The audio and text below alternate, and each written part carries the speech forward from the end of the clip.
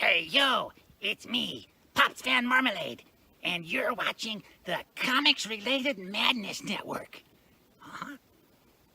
So come get some. CromCon. CromCon.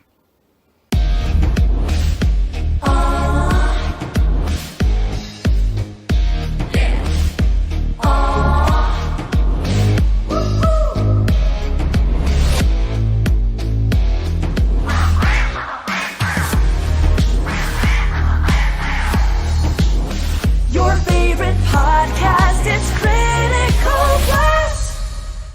Hey, we want to shout out to our sponsors, Daytona Beach Comic Con. If you are a fan of comic books, if you're a fan of comic book conventions, and if you like meeting comic book creators and getting comics and comic-related stuff, then you need to make your plans to attend Daytona Beach Comic Con. This year's show is September 9th and 10th. Silverline will be there, so you should make your plans to be there too. We'll see you there. If you like comics and find yourself in the Orlando, Florida area, doesn't everyone come to Orlando at some point in time to see the House of Mouse? But when you're here, you need to make it a point to visit Coliseum of Comics, especially the one on East Colonial Drive. They carry Silverline comics, even a limited edition Coliseum of Comics version of our comics. So, when you go, be sure to ask for Silverline Comics and tell them we sent you. OCD stands for Orlando Collector Deviants. OCD, Steve and Trish. They're a family of geeks who promote geek things, particularly those around the Orlando, Florida area. They're big supporters of Silverline, and we think you should be supporters of theirs too. Go give them some love. If you are an independent comic book maker and you need to get your independent comics made, you need to look no further than Kablam Digital Printing. They print our books, and they do a bang-up job. They're not only trusted by Silverline, but many, many independent comic book makers. Head on over to kablam.com and see for yourself just how easy it is to have your comic printed by them. And tell them Silverline sent you.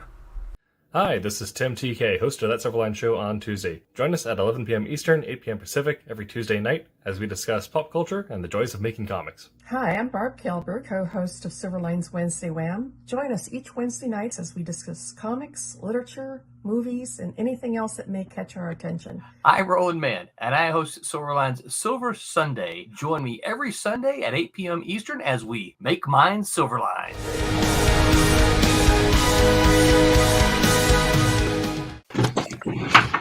Hello, everyone, and welcome to Silver Sundays. Am I the only face on the screen now? What's happened? I'm back. We go live, and both of the artists duck off the camera. I had to go and wash my hands very quickly. I had ink all over them. Go and wash this off.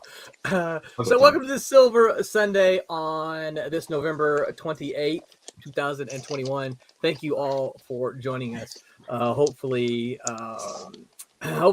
we'll have a fun night tonight. Still in our post, what did I call it? I think our post-turkey chill. And I think one of the questions we asked is, do comic superheroes overeat on Thanksgiving? I think we all know the answer to that.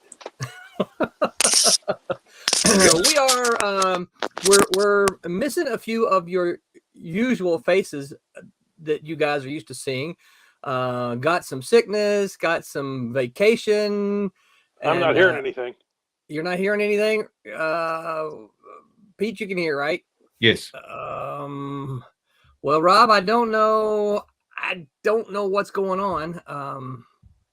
Because we can hear. Let's see. I don't know if I know how to edit, automatically adjust. Let's see if I can post this comment. Rob is having problems.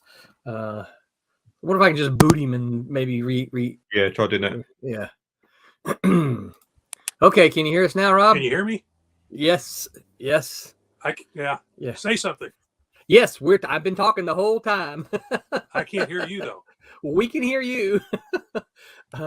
Maybe leave and then come back. So I don't know why I keep talking. You know sign language? Maybe bye-bye and then return. Can you hear me? Yes. Okay. Yes. Are you playing with me? Nope. No. It's I got no volume. Take his headphones out. Take your earbuds off. No, take them out of the laptop. Use your laptop. Use your laptop. I'm on an iPad. I Oh, don't have a keyboard. Oh, can you just unplug? Yeah, I tried Unplug? that. Use your laptop. Try it. Yeah, Can you not Still hear nothing. us now? Still? that's Oh, weird. that is very weird. Okay, because we had sound earlier. Yeah, I don't know. Let me see if I can try this. I'll click you, and then I'll click you again. Like, okay.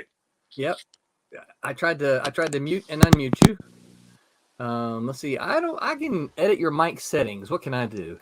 you can't. You can't do anything. I think he has to reset himself. Yeah, I think. See if he. I don't know if he's checking our little private chat here. Well, let me Try leave and come to- back.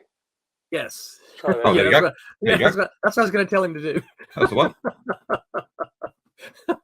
Anyway, so yeah, there's that. Always love the technical difficulties here. Let's see here. He's back here. Let's see if he can. How about now, Rob? Can you hear us now? Yeah, you sound like Donald Oh. Duck, but yeah, I hear you. Let me check my mic settings now. Let's see. Camera, my audio is my default. Okay, I'm good. I'm using my right my correct mic. So I know that when I don't use my correct mic, it does sound funny. But I got this thing here. When I use it, everything tends to sound okay. Okay. Yeah, you're sounding kind of like you're inhaling helium a little bit to me. Well, if I had some helium, I would inhale it, but I don't have any of it. So Have you ever done that? I have indeed. That's a weird experience, isn't it? It is very weird. It very weird and slightly addictive. What about you, Pete? You ever done that? Do what? Inhale helium. Inhale Oh helium. yeah, of course. What adolescent hasn't? You know, Exactly. you get a helium balloon and you go. Exactly. I do that now. and you talk like this. The balloon's free. Yeah. Absolutely. There's nothing wrong with that. No harm done. My father-in-law's in the house. He says, "Hello, big dummy. Have a good night. What's up, Screw Loose?" Let's see who else here. Fruitbat36 says, "I'm here. Pages will be dropping soon. Woohoo!" That's a good thing, That is a very good thing. as long as they don't drop them on the floor and walk on them, Really, which has yeah. happened. Yep, back in ye olden days. Yeah, I still do it that way. I still do it on paper. So Okay, I was gonna say you still throw it on the floor. no, but I still do it on paper. You know, I still do this stuff. You know, Yep, that's good. it works for me. I figure I don't want to have to learn a whole new tool, Yeah, which I'd have to with a computer. I've played with it a little bit, but the learning curve's a little bit too steep for this old man. So I'll just stick with what I got. I know Yeah. Photoshop pretty well, so I can scan it in and play with it then. Wait, did I write chili? Infrafan says, between the title and the thumbnail, I thought this was about post-Thanksgiving chili. There's no room for any chili. I meant to write chill and not chili. So I got to see what. Just erase that one eye. Oh, no, I just did. I wrote cover up chill. the one eye. There read you it. go. You misread it. I did write chill. Yeah, no, there's no room for any chili, but there was room for banana pudding just before I jumped on here. If I had some, I'd have had some. I enjoyed your portion, so. Thank you. Yeah, Thank it you. was, it was good. It was good. I don't need any of that anyway. I got to. I tell my kids it's not about need. It's not about need. You pass me the banana pudding. That is not about need. That's all about want. Yep. Okay, so let's get on to the introductions now that we got everything working. Pete, Yeah. tell everybody who you are, Pete. Me? Yes, sir. We'll start with you. I'm In your just royal robe there. Just a penciler. It's my Thanos scanner. What do? I'm the penciler on Silverline Team Up Champion and Miss Fury. Issue 1 is out. What else do I do, Roland? I've drawn. You've done some covers. Yeah, you've drawn an I've assortment done of loads covers. of covers. Yeah. You did a really nice cover for Twilight Grim. Oh, Grim, that's cool. Yeah, I sell a few of those actually at conventions. They do quite well. Oh, Nice. you make prints of them? You print? Yeah. Well, I've run some of a few comp copies. Oh, So okay. I kept one. I was thinking of just selling the cover, but you're talking about the whole book. Yeah. Come on, Fruit Bat. Fruit Bat. Let me send you the link. You can join us. And maybe if you can figure it out, you can actually do some coloring on stream here. There you go. Yeah. Let's see here. I got to find you there. So we are joined tonight by a special guest here. I'm trying to trying to send a message and talk at the same time, which I'm good at doing both, but not necessarily both at the same time. Yeah, that yeah. Multitasking doesn't really work. I don't know who ever came up with that idea, but you really can't do two things well at the same time. Not really. No. Maybe walk and chew gum, or drive and talk. But yeah, it only works if you can have one of them running in the background, right? Right. Yep. Yep.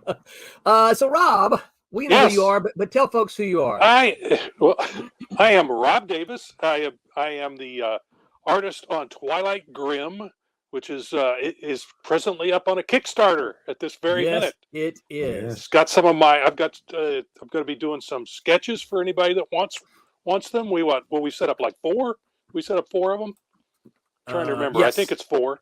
And then I've got the original art pages up, and I noticed one of them has already gone, which is pretty cool. Yep. I like that. That's pretty cool. This early in the game to get one of those popped out is great. But we're still a little bit away from our goal. So, after this is over, pop over and put some money on the Kickstarter, or if you can multitask, do both. Yeah, Watch here and go over there.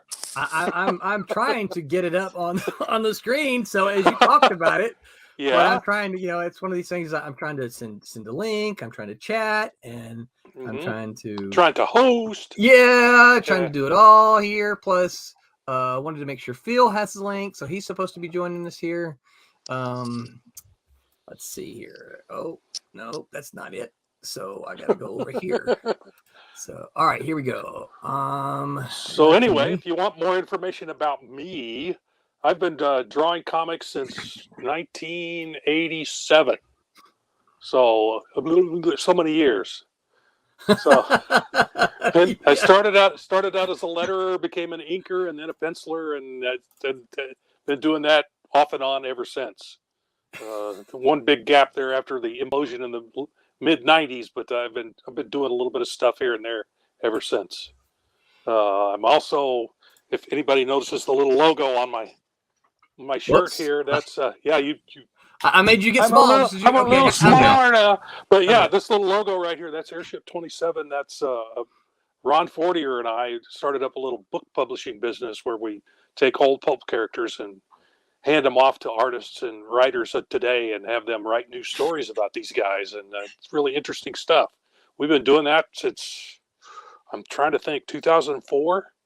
So we've been at this a while. Yeah, 2004 I think was the first book we did. We didn't do that many, and then a few years later we just started popping them out. We're usually pump out between 15 and 24 a year. It just depends on what everybody gets done. And looks like we have a new visitor here. Yep. So I will. A first timer. I will shut up and let you introduce him. Hello, Martin. Yeah, just a new guy. Hello. Yep, Martin's the new guy. Martin, introduce Martin. yourself. Tell folks who you are. I'm Martin. I'm doing colors for Wolf Hunter. Oh. Yep. So Yeah, I've been bugging. I've been actually bugging Roland on and off for years, but I'm not sure if he remembers any of that. I do. Listen, I so, remember a discussion you and I had about MLJ characters. Do you remember that? Vaguely, I think. Yeah. Vaguely. So Yeah, that goes back probably 15 years. Oh, I don't know if it's that far. So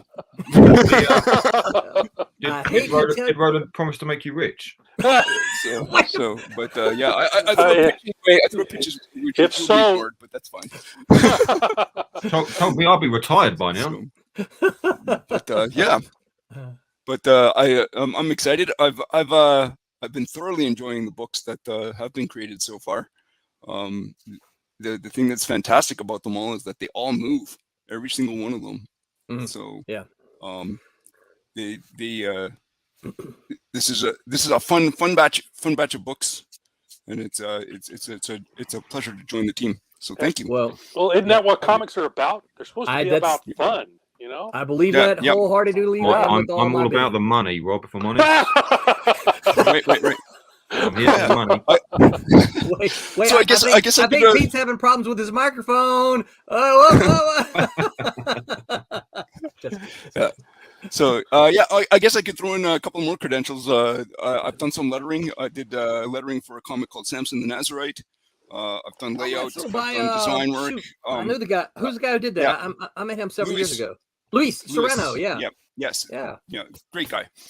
And so I have a couple touch-ups I have to do for him. But yeah, so I've done comic book lettering, some comic book stuff. I've done everything from top to bottom, layouts, page prep, printing prep, design work, logo work, you name it.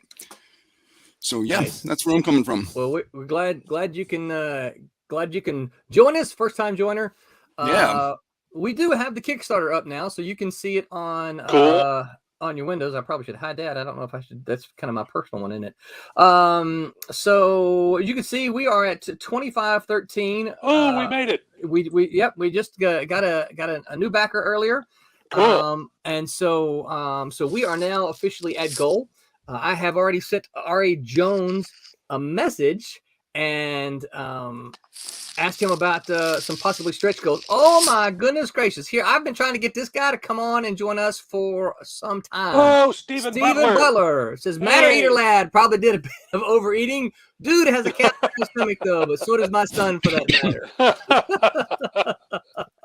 Oh man! And so yeah, Stephen, still gonna try to get you on, man. He keeps every time I ask him, he goes, "Roland, you know where I live," and I do. He goes, "My internet, man." He goes, "I have to ride a bicycle just to keep my internet going."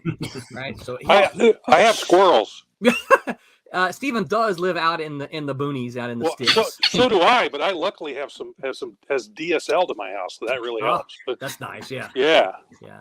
Last time I spoke with Stephen, I think we were using Dixie cups. So. Right. Yeah. Telegraph, yeah. Yeah. But so anyway, let's get back here to Twilight Grim and White Devil #1. Twilight Grim, of course, is number 3 in the series. If you missed if you missed the first 2 issues, do not worry, you can get in on them. Yep. Steven's actually a Verizon commercial. Can you hear me now? You can grab issues 1 and 2 so that you don't miss anything. Yeah, and White Devil is the first of this series. Right. And as Rob pointed out here, let's see if I can get here some of our covers. Got the well, actually, there's the Stephen Butler White Devil cover in our Superman homage, and then this is that's my version. Yep, yeah. Rob's cover here, and then we have Humphreys. Yep, Aaron Humphreys. Yep, Aaron Humphreys did this one. And then we've got this is Jackson Riddick did this one, and we'll I know Phil Leon, if he's watching me right now, he's just biting his tongue because the logo is covering up some of this, and not the images aren't popped up, but this is not the final product. See, we say it right down here somewhere. It's not the final image. And then we got a couple awesome B covers. Got C. Michael Lanning inked by I think this is wrong here. This is not Thomas Flormonti. Did not ink him. That is inked by Barb. So okay. I need to get my my person who set this up and get on them. That was get your eraser out and put a little white out over the top of that. Yep. So that was Barb actually, and then Phil Leon colored that, and then Quentin Bedwell did the Twilight Grim cover. That's a nice cover. I like that. In your face for sure. Yeah, very much so. And of course we have the retro editions, which are always fun. The logo's a little different on that one for Silverline. Yeah. Yep. We go with the old school 90s thing. We got to get it added down here. But this is if you bought Silverline books in the 90s, this would have been what the covers kind of look like, with some blurbs, of course. Cool. And then this is just showing off some of the art and a little video of the add-ons, and then this is examples of Rob's commissions. Some commissions I've done in the past. Yeah. Yep. Oh, cool. Matter of fact, this was Twilight Grim #1 commissions. Mm-hmm. Yep. So, and then I keep scrolling the wrong place. And then Jackson, those are kind of small, aren't they? Jackson sent in some commissions, so I gotta figure out examples of what he would be doing. I gotta figure out how many of these are left and mark them. You can see some of this art is gone. I got to get in there and update that as well. But if you're a fan of original art, this is the place for you to get it. Several pages from original art from White Devil, as well as several pages from Twilight Grim #3. I think Rob, I saw you holding this page a little bit earlier, didn't I? Yeah, I got all those and laid them out behind me. Yep. One of them that went, I think, is. There right it is. here. Yep, right there. Yeah, I've got Page that 15. one behind me here too. And So, I will sign that and send it to whoever added that on. nice. Same thing with any of the others. I will sign it. Absolutely. So yeah, this is a great opportunity for you original art fans. And obviously, if you missed an issue, if you're coming in, you can get some of the back issues here. This is obviously where you would pick up Twilight Grim 1 and 2 as well. Mhm. And then pictures of all their ugly mugs. Okay. So, Yeah. Yep. Before we broke the camera. right. So, so jump on over there. Support that Kickstarter if you can. Steven said, Rob, that he loved your stuff on Scimitar. Ah, thank you. I loved your stuff on. Trying to remember. To be honest, it's not coming to the top of my head, but I've seen his stuff. Oh, of course, yeah. So Steven did help me out here. Some of the first stuff he did, which is probably what you're remembering. Now he did a series called Silverstorm for Yes. But then he also did the Badger. I was thinking that it was the Badger that I was trying to remember that he That was worked kind of on his with Mike Barron, and he did a nice long run there. Yeah, if I remember right. And I have my collection here in the studio, and I'll have to take those out and take a look. Steven and I were roommates at that time, and I still remember when Steven would get the scripts in, we would, because this is pre Mike going to DC, and Mike wrote scripts really uniquely. At the time, have you ever seen one of Mike's pre DC scripts? No, I have not. So when he went to DC, he submitted a script like he was doing for the Badger and Nexus for all those years, and DC said, "What is this? We won't take this. You got to write a script. Here's what we want." So Mike would literally use a yellow legal pad. Yeah. And he would sketch out literally. That's right. He would do little layouts of the page. Yes, he would. And balloons and stuff. Everything was scripted out on the page. Yeah. The balloons and everything. I mean, what's wrong with that? It's just what the artist needs. Yeah. But when you're talking about DC or Marvel, they're wanting a little better than that. At least at Marvel, they would want at least an outline. Right. And when R.A. Jones and I worked on Scimitar, we worked pretty much Marvel style. He would send me a page breakdown of each page, and then I would put the beats on each page. But that's the way we work. Now for Twilight Grim, we actually worked full script. Yep. Since we hadn't worked together in what is it, almost 30 years? Well, I was going to ask you that. Let's talk since we're kind of pumping up the Kickstarter right now. Let's talk for a minute about that. So that's why I'm here. So you and RA, the first thing you did together was that Scimitar? First thing we did together, yes, Scimitar. So how did that happen? How did you know RA or did he know you? Or? Okay, I forget exactly which convention it was. I think it was a Kansas City convention. They had a little convention that called MoCan. It was It was held right on the border of Missouri and Kansas, which is where MoCan comes from. Mo is short for Missouri. Sure. Yeah. And Can, of course, is short for Kansas. Everybody goes, but Missouri is MI. Well, what's Mo got to do with it? Well, every other MI state is already taken. But Missouri is not MI. No, it's MO. Yeah, because MI is Michigan. Yeah, MI is Michigan. MA is Massachusetts, and MS is Mississippi. So so as we go through the letters, the next one is O, and that was what was left. So that's what they used. And ME is Maine. MT is Montana. Yeah. So but they come along after us. So that's the thing. Yeah. So again, O was taken, so Montana couldn't use O. Right. And N was already gone, so they had to go with because Minnesota. T. Yeah, exactly. Pete's so that's how that happened. You guys have over there that started with M. But I digress. So anyway, we were at this convention, and I was there trying to drum up business. I was doing a little bit of role playing game work at that time. I was trying to get into comics, so. Ari and I talked for a little bit, and I handed him one of my business cards. I had printed them up myself on my printer at home, and handed him a card. Well, apparently, he started work on the book Scimitar with a different artist. Yeah, and I can't remember the artist's name. But anyway, apparently that artist had different ideas about how to tell the story than what was in the script. Yeah. So Yeah. he wasn't following the script at all. RA was writing full script at that point. And I've looked at it, and I've looked at the script, and I've looked at what he did, and I'm going, no, it's not even close Yeah. in some places. I've So seen some of anyway, those. and sales were just going, through the toilet. They put out 2 issues, and each one was a little bit lower than the previous one. So that they were going to have me finish up the 3 and 4, and I started following the scripts, and suddenly, and by that time my artwork was doing pretty well. I'd done a little bit of work for Now Comics and for about a year on a book called. People still bring copies. It's Die Kamikaze. It was a giant robot book. Oh, I remember that one. Yeah. That was my break-in, and I go back and look at that and go, oh my God, people paid money for that.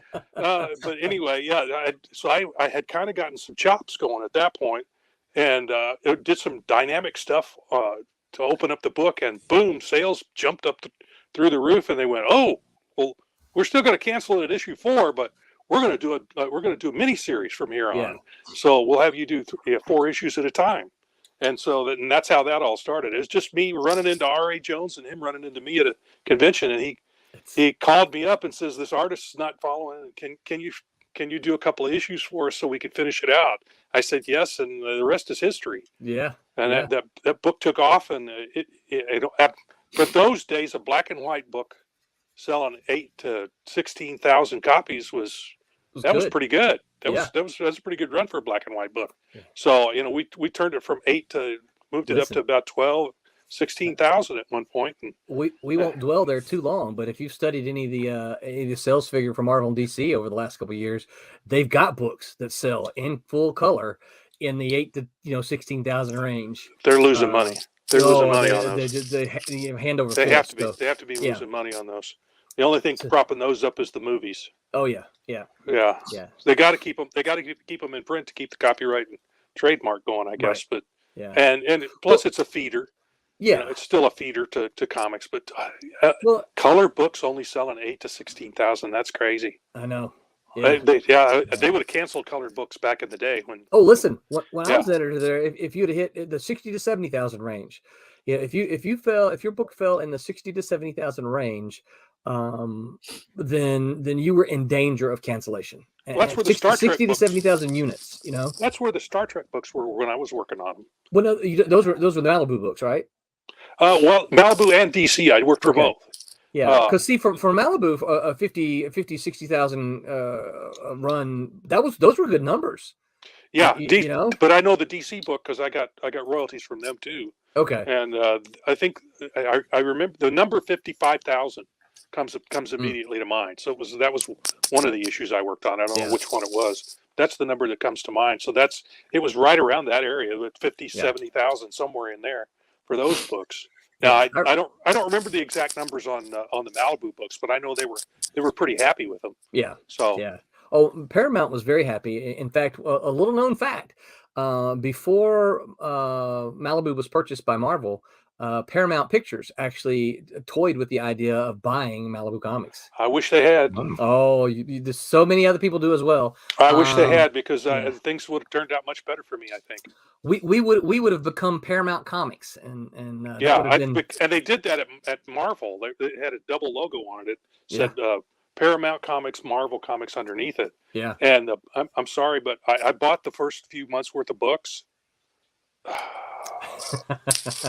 Oh, well, they had artists who were quote unquote hot working on them, and they didn't worry about whether the people looked like the actors or not. And it looked like, to be honest, there were a couple of them looked like they were really hacked out.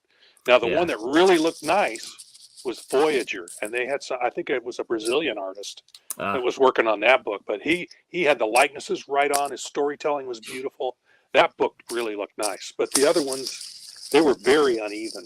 That's strange because movie studios are usually really all they care about again is that make they look like the actors, isn't it? Yes. When I worked on them, I always got notes back about you need to work on this part of it. So I actually worked out a system where I had a camera, and I taped all the shows, and I took photographs off the TV screen, and I had an overhead projector that I projected down onto my drawing board so I could get the likenesses down perfectly. So I had to look for, I would look for scenes that would fit the storytelling. I did the layouts first. I did thumbnails first, and then I would go in with my camera and find scenes in the show that would work. And I would use those and blow them up or shrink them down to match that. So I got the likenesses right on at that point. I never edited any of the licensed properties like that, but I know that Mark Panicia, who was the editor of the licensed properties, we used to hear his stories all the time about they would ask for some of those smallest changes. Well, you don't have the eyes right, you don't have the ears right, this nose is not right, and, right. They were very particular. Yes, they were, but they were always complaining about the aliens that we would design. The other artists and I would design for the book, because, and they told us at one point, it's supposed to look like somebody the aliens are supposed to look like someone who has an appliance applied to their face, so it looked like the makeup that they did for the show. And that was horrible, some of that. But in other words, they wanted you to design an alien that would be easy for them to reproduce, for them to do it on the show. Cool. So Gordon Purcell actually did one time that they couldn't have done because some of the anatomy. In a while. Some of the anatomy, but I remember that. I remember this distinctly.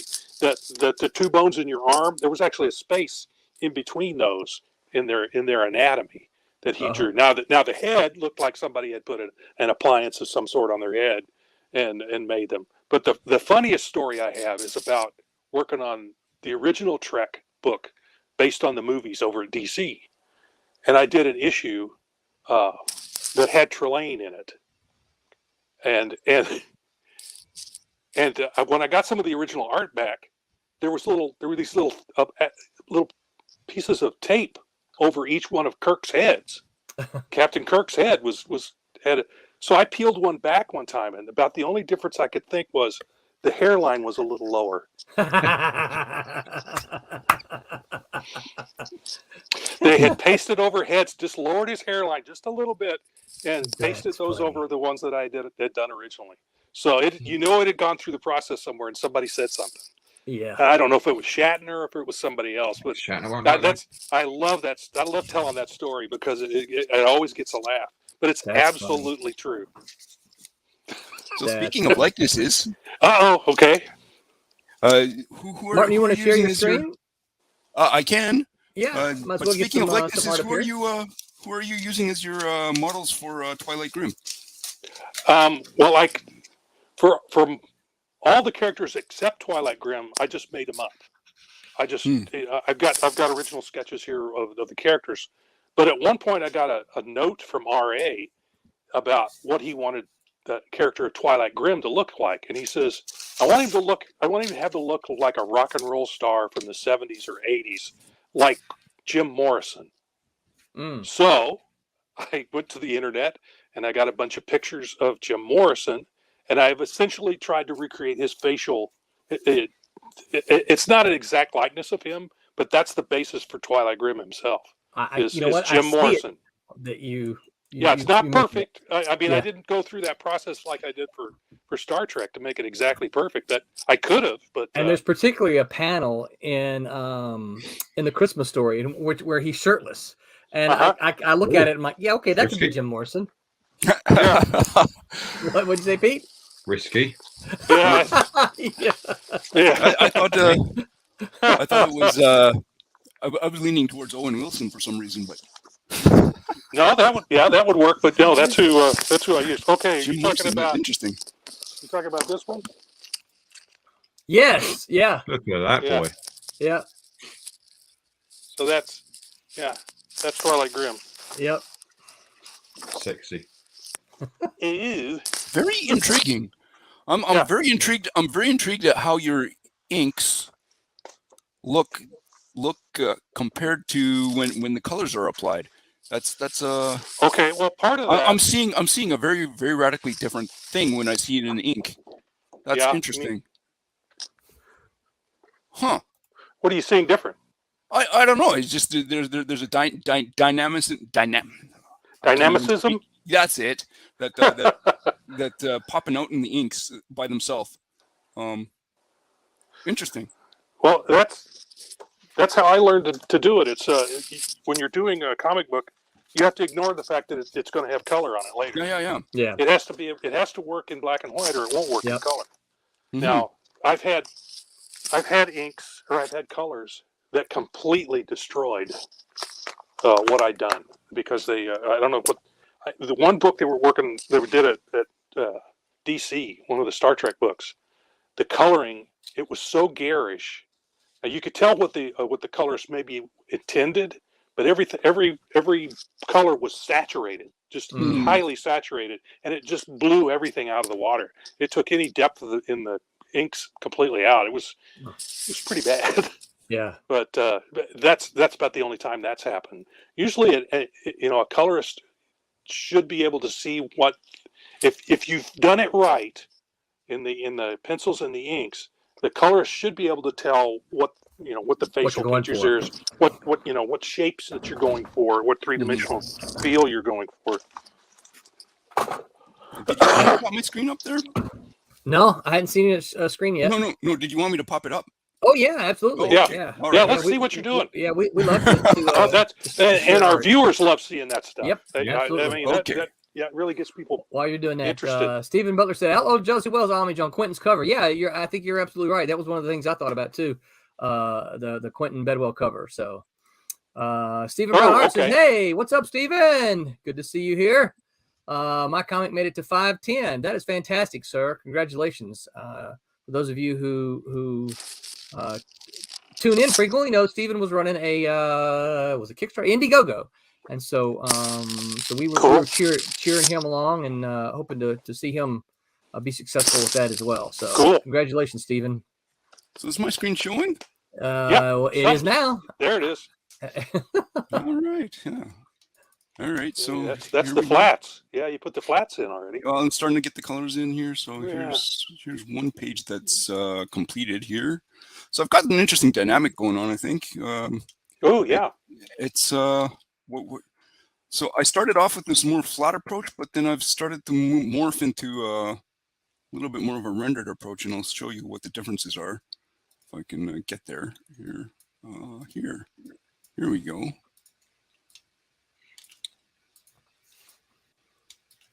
Let's see if I can do this. I think. Whoops, I didn't do a whole lot. Did a little.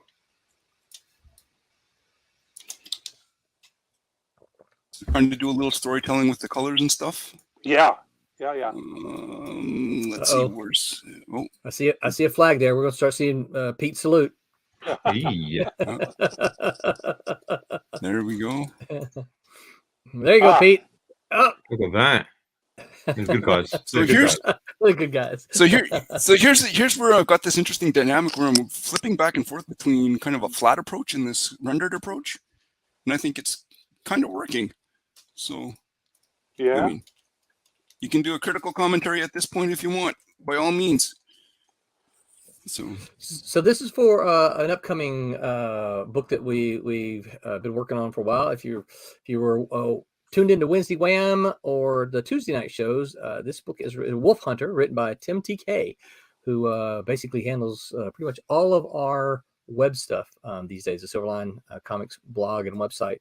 We're pretty excited about that. Pencils are done by AJ Cassetta, with inks by John Martin. And of course, Martin is doing the colors. So, yep, Martonin. John Martin doing the inks, Martin Martonin doing the colors. So let's see if I can find the here. So hopefully this is something we'll see kind of early mid next year. Once we can get this first coming right along. Up. So yeah, yep. I know Tim's pretty excited about it. I think AJ's this page probably well. Yep.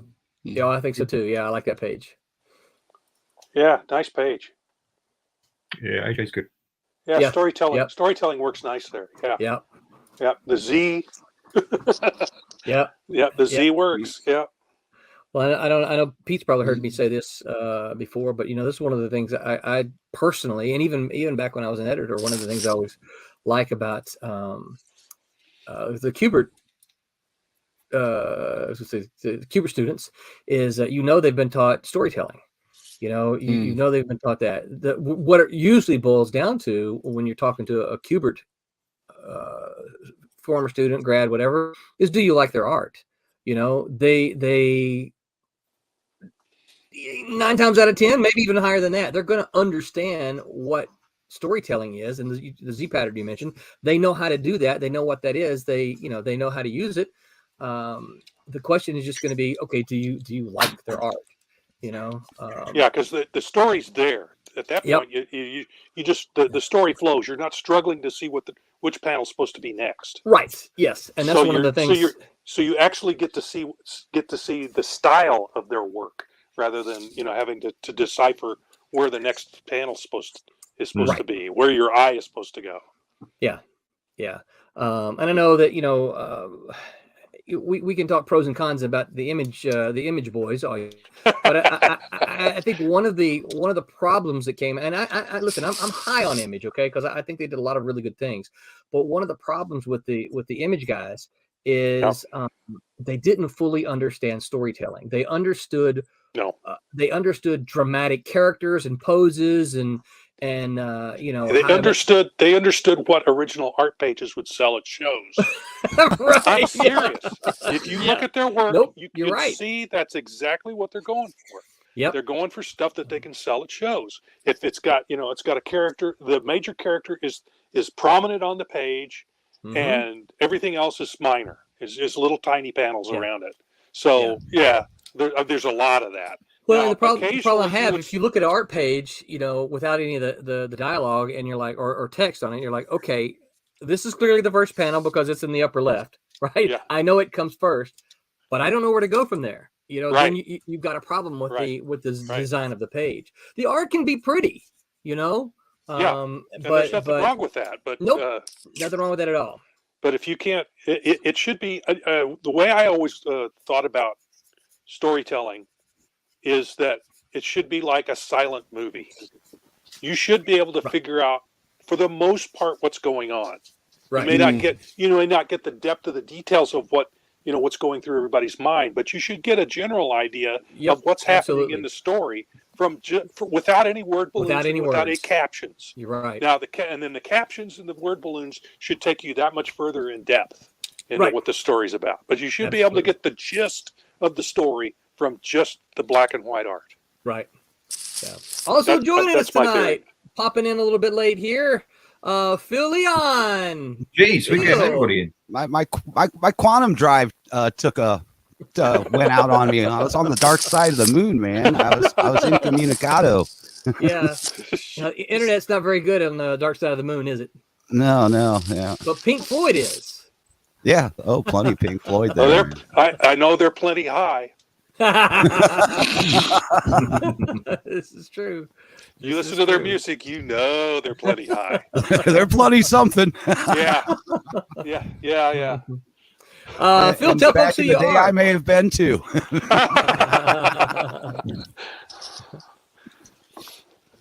Phil, tell folks who you are.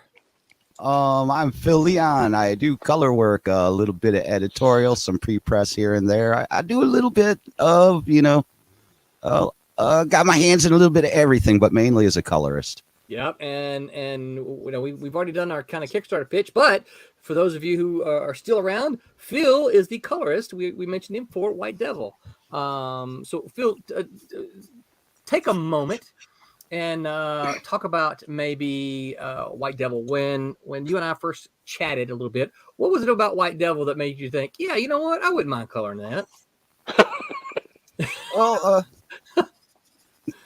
I gotta mute Pete again for a minute. I was going to say, I know where he's going.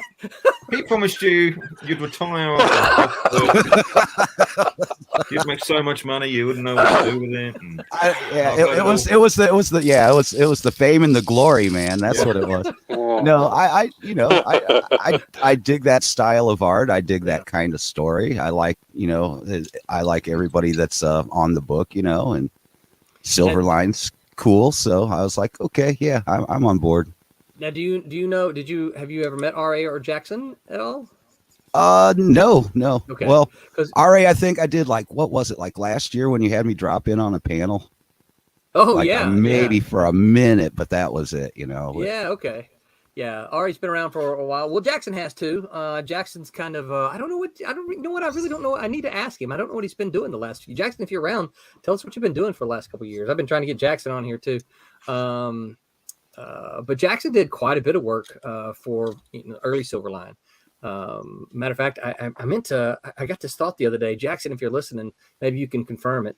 I got this thought the other day that kind of out of all the books that we did, Jackson might have done, and I'm talking about Silverline 1.0 and 2.0. Jackson might have done more comics than any other single person. Mitch Bird accepted because Cat and Mouse ran for 2 years.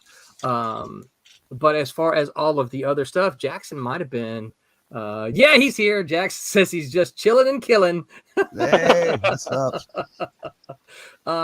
So I got to go back and I got to go back and kind of look at that again, because I think that I think Jackson might kind of be the one who kind of holds. Yeah, his name was familiar to me, but yeah.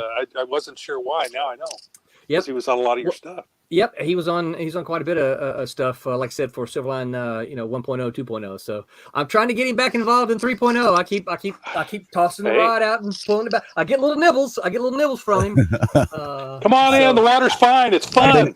Yeah, that's right. You heard that, Jackson. That's I've been Rob. So been delving into that history a little bit lately because I've been doing the live shows, trying to help promote this campaign and everything. And somebody's like, "Hold it." Silverline, you mean?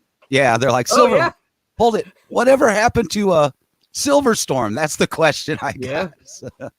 So they're out talking about the old IPs and that explains why your question. Yeah. We're actually in the process of coloring it, and yep. We have don't quote me on this, but I think we've got about 2.5 issues colored. For Jackson's the volume 2, what Jackson did. We don't have any of the first volume scan, which was done by Stephen Butler. Right. Yeah. That's they're like they had mentioned that while I'm going through the campaign. It's like, well, it just so happens Steve did this cover right here that we're working on. Yep. He did. I can't remember if he did a cover for the second volume or not. I think all those covers were done by Jackson, except for we had one by Dave Dorman. But now, so Stephen Butler did volume 1, Jackson did volume 2. Now Silver and Tempest have shown up in other places, and they're actually getting ready to reappear. Not in their Silverline book, but there's actually in the Christmas special. Let me see if I can pull up that. We actually have a Silverstorm story in the Christmas special. Cool. So I'll definitely let them know about that then. Yeah. Let me see. You want me to stop sharing so you can show stuff? No, you don't have to stop sharing. I can make. You can boot me. Yeah, well, we won't boot you so much as it'll just swap you out. Okay. So no, don't stop sharing. Okay. Let's see here. Yeah, Phil, it was pretty interesting. I'm like, that was a question out of left field I'm like, where did that come from? Another stream, and people wanted to know more about Silverline. And is that Silverline? Well, it's the new Silverline, but yes, it's that. Yeah. Silverline 3.0. 3.0. That's right. So that's what we're at 3.0. This is a 3.0. Yep. Okay. Let's see here. I gotta shrink this window. It's taking up way too much space here. All right. Let me see if I can scroll down to the Silverstorm story. And then share a little bit of that with you. So, well, you know what? I'm going to scroll because I know people are interested in. Let's see, share. People are interested in the Christmas special. I want to share. I want to share a window, so I want to share Christmas special. So this is actually a page from Wolf Hunter. Ooh. Yeah, the Wolf Hunter. Nice Christmas. color. Yeah, this is Mickey Clausen. Nice. Tim. I told him to change his name. He wants Tim. Art by Quentin. Of course, Mike Belcher did the letters for this. Let's see. Oh, here's a White Devil here. for the Christmas that Jackson did. This is new Jackson artwork. You'll hear him talk about nets. This is what Jackson is talking about. He's talking about nets, right? All kind of nets here. I think Silverstorm might be next. Here we go. Here's a new Silverstorm tale, also by Jackson.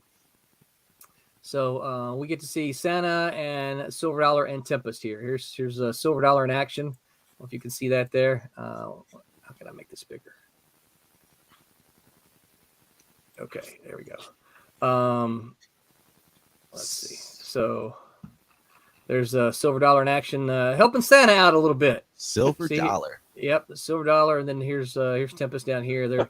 Santa needed some help, so they're helping Santa out. So yep, we got a new story there for those who are asking, and of course Demon, who was a character, popular character in Cat and Mouse. He gets his own story written by Dante with pencils by, and I'm gonna mess up his last name, but it's Jim De Aoglu. So I need to get him to leave the pronunciation on Facebook sometime in one of our private chats. You know, you could say that, so I get it right. Of course, Tommy inked it. Roberta colored it. It's good looking stuff. So let's see what else comes last. What else? Oh, and of course, that's kind of a surprise for us here. Dean has his Silver Blade. I think he's shown this on social media quite a bit. So nice. Nice image there of the main character. So your question about Silverstorm is absolutely. We will see more. Woo! Martin's. Sorry, that's okay. I'm slipping into another dimension there, man. I wanted to reach my hand. Hello, down there. Jackson just said those reindeer turned out nice. Yep, I agree.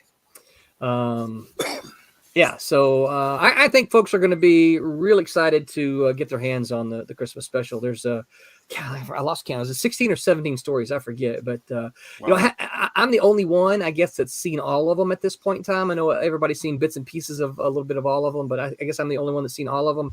And I can honestly say this is going to be, people are going to really like this because you get a little bit of the, a little bit of the old, a little bit of the new. Your old favorites. You're going to see Cat and Mouse and Demon and Silverstorm, along with Divinity and Twilight Grim, as well as some of the new titles that coming up, like Wolf Hunter, Night Rise. Dean's Silver Blade. There's too many. I'll forget something, but yeah. So I think folks are really, really going to enjoy this. But that's not the one we're here to promote. That one's already here. We've already done that one. It was anyway. So very cool. Well, so someone asked me the other on Facebook the other day, and they said, "What's the status of the next issues?" So I told them, I said, Twilight Grim number 4 is completely penciled and inked. Yep. And so all we need for Twilight Grim number 4 is we need letters and colors. And then for White Devil number 2, it is completely penciled, inked, and colored, and has been delivered to Phil. So all we need is colors on that one, and I'm already started on it. Excellent.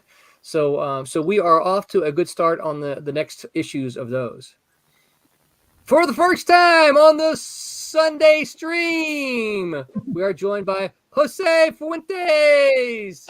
Jose, who is my neighbor, about 2 hours away. We're going to bump into each other at a show in 22. I can just feel it's going to happen. It has to happen. Yeah. Now you're doing a show this coming weekend, right? No, it was actually today. Oh wow! Today. Okay. Yeah. Well, how did that go? It was kind of small, like it was just in a hotel little convention area, but it was pretty good.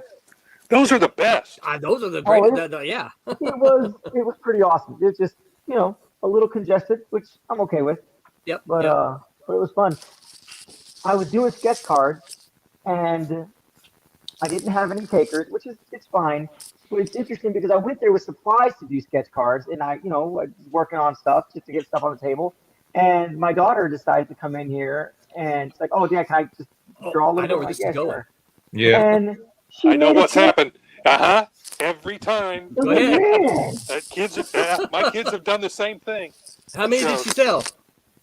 She sold like 14. Oh my God! Now she's going to think that happens every time and want to be a comic book artist. Yeah. Oh man!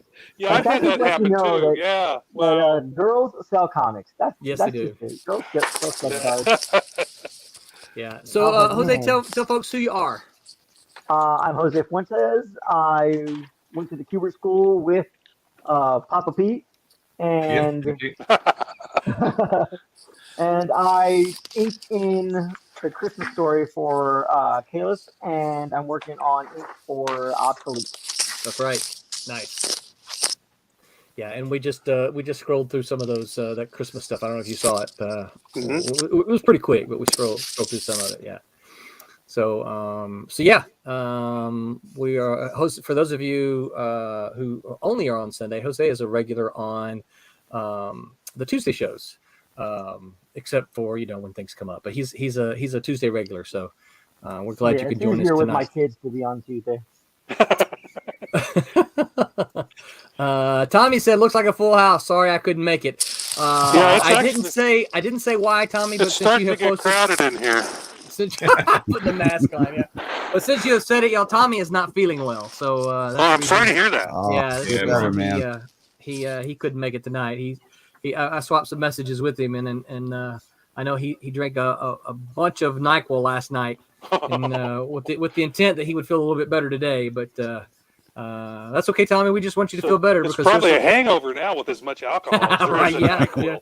Well, Tommy. I love you. I love you, brother. But I'd rather you miss tonight and get well and go print some books and ink some pages. That's right. That's right. No messing around. Get to work. That's right. Jeez. Tommy, you missed Steven. Steven Butler dropped by here a little bit earlier. And I said the same thing. I tried to get him to come on. So there's still a handful of them. Him and Jackson trying to get on. Rob helped me out trying to get Jackson to throw in with another something. So we're gonna keep working on Jackson, and before you know it, you're gonna hear Jackson's gonna be drawing another story for Silverline 3.0. So it's got to happen. Heck yeah! Nice. So. All right. Well, let's see.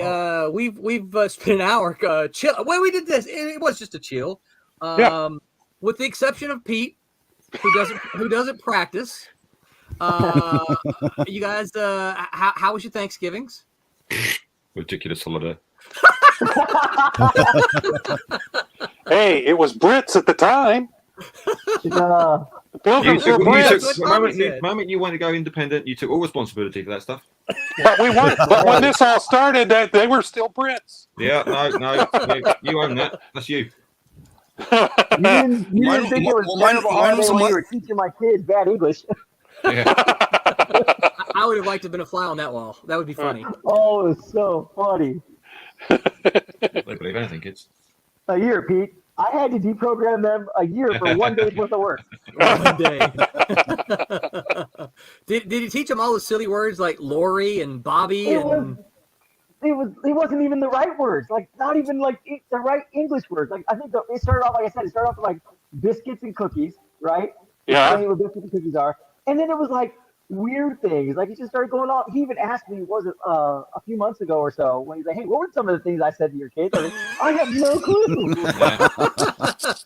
Kids believe anything an adult does. Yes, they do. Yeah. Up to a point. Yes, up to a point when they become teenagers, they don't believe a word you say. Nothing. Right. Nothing. Tommy says it's not COVID, it's just sinus issues. His taste and smell is working just fine. He's just clogged up. So yeah. Oh, look at this. This is I love to read this. And listen, we are broadcasting and I'm recording Jackson. So it says right there. He has you recorded. Saying, we have video proof. It'll happen. It'll happen. And then Roberta, we miss you, Roberta. She says that she's not feeling better either, but hello to everybody and sorry that she missed Steven. We just want you to feel better, Roberta, and take care of yourself. Yes. Yes. Then you just rejoin us when you are well. So we lost Martin, so I'm going to pop. Phil, you mind if you're sharing, so I'm going to assume you're okay with it. Well, yeah, we wanted to give him a little bit of. Yep. Yeah, I just figure I pull it up. I'm still shuffling off the space sleep, man. So I thought I'd at least bring up the pages so you could see. So you've got the quantum leap. Yeah, Instead a of little jet bit of lag. lag. You have quantum lag. Yeah, quantum lag, exactly. So yeah, this is just to give everybody a little peek with some of the page. Jackson says video can be doctored. Yeah, you're right, Jackson. But there's 1, 2, 3, 4, 5 witnesses here. Yeah, he has witnesses. He's going to have to shut down all the streams wherever they were broadcast from. And now, Phil, this is actually a page from White Devil #2. Is this correct? Yes, correct. Nice. He recognizes it. Good editor. Yep. He knows his stuff. He knows his stuff. So yeah, I just thought, I've just been pulling up. That. Yeah. She's like, how can you remember? Because for those of you know, I'm a history buff too. She's like, how can you remember on what day and what hour that army fought against that army, and on what page and what issue this happened, but you can't remember to put the dishes up? And I'm like, because or anniversaries or birthdays. Or, I'm married too. Right. So, yeah. We can give him another little peek too, because that's we're doing a little dual action. That's always been one of my favorite. Hubba hubba. I do like that one. You know, gotta defeat Oops. That's right. Now, baby. Nah. Simple loose ends that can be tied up. Wow. Okay, so there's so many of us here. As I'm popping up, Jose, you're at the bottom. So if that bothers you, I can swap you with me, and I can cover me because I don't mind covering me up. But somebody's going to have to be under the Silver Sunday some. Right? You see what happens? Mm. Yeah. It doesn't bother me. I'm good either way. It's all right. Okay, all right. I just don't want to ever upset anybody going. And when I pop, what's weird is like, so I can pop the comments up and it does that. But now when I pop like a banner up, see, it's just along the bottom. Yeah, right? that works. Or this one. Well, that one doesn't. But so I guess it happens when we're sharing something. So let me remove that. And if I share, see how it shrinks us? Yeah. So. But it doesn't do that when you're. It doesn't do that when there's a. Yep. It just. Yeah. It just covers somebody up. Yeah. Well, you can. There's an option in the StreamYard that you can make it where if you pop up a comment, it'll just pop everybody. It'll bump us all up a little bit and put the comment underneath so nobody will get covered up. Oh, that might be in settings then. Huh? Yeah. I wonder if I did that now, if it would screw everything up. Probably. That's Yeah. the way it works for me. Yeah, so I think that I'm not going to mess with that right this moment because it's like losing my mic and hearing it right, when we started up. I had to pop out and come back in order for anything to work. So what are some post Turkey Day traditions you guys have? What do you do after you, except for Pete, after you inhale and eat all the turkey? What do you do? What's some of the things you kind of traditionally do? Go into a diabetic coma. I hear you. Now, does that start so that you can do this all again in 30 days at Christmas? Right, yeah. You have enough time to recover. Like if you don't, you're doing it wrong. Well, my family sits down and watches White Christmas. Oh, okay. The movie White Christmas. Jose, don't you watch that at Christmas? Yes, we do. I learned that when I went to Jose's. They watched that. Is it Thanksgiving or Christmas you watched that? We watched it on Thanksgiving actually. Oh, well, there you go. It must be an American thing. Yeah. Yep. I ended up watching Black Friday. Wait, what? Isn't that sale? Black Friday. It was it's Bruce Campbell, a new Bruce Campbell movie. Oh, okay. Yeah. It's pretty Oh, good. that's It's right. horror It's in comedy. theaters. It's fun. In theaters now, isn't it? Yeah. It's on streaming also. Okay. Yeah.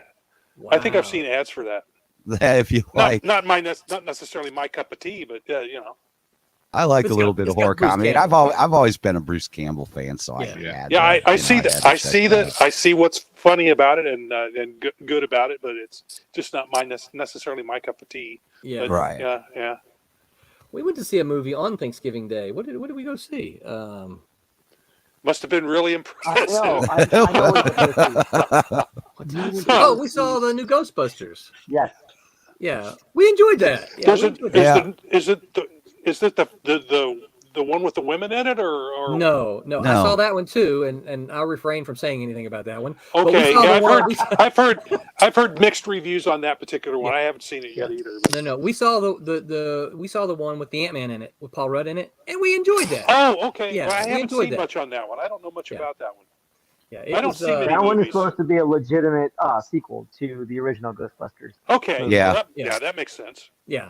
Did it have any the other one? So that would be spoilers. Do you want the answer? No. Okay. It's a spoiler. If it's a spoiler, no. Yeah. I mean, there's clearly references to it because you've seen the trailers. I mean, I don't mind, but I don't want to spoil it for anybody out there. Yeah.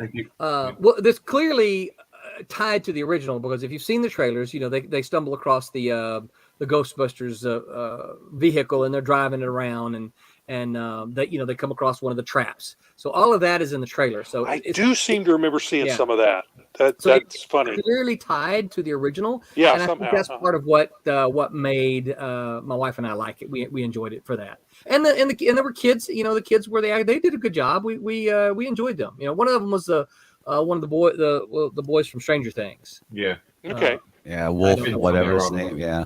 Yeah, I don't know his name. Tall, skinny boy, but he did a good job. Yeah, they were all pretty good. He did. Yeah, so that's what we did, and we've only kind of started doing that in the last few years as our kids have gotten older. Yeah, actually this year we didn't watch White Christmas because nobody was at home. It was just me and my wife, and she goes, "Should we watch it?" I'm going, "Nah, I don't know."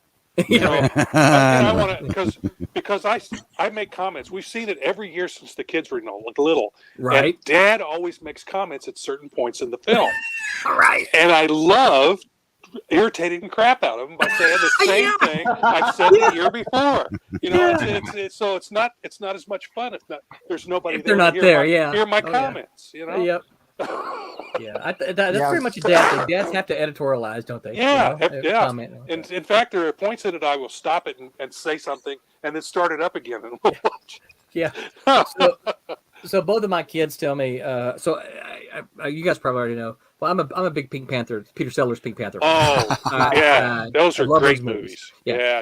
My kids laugh at me whenever they watch it with me.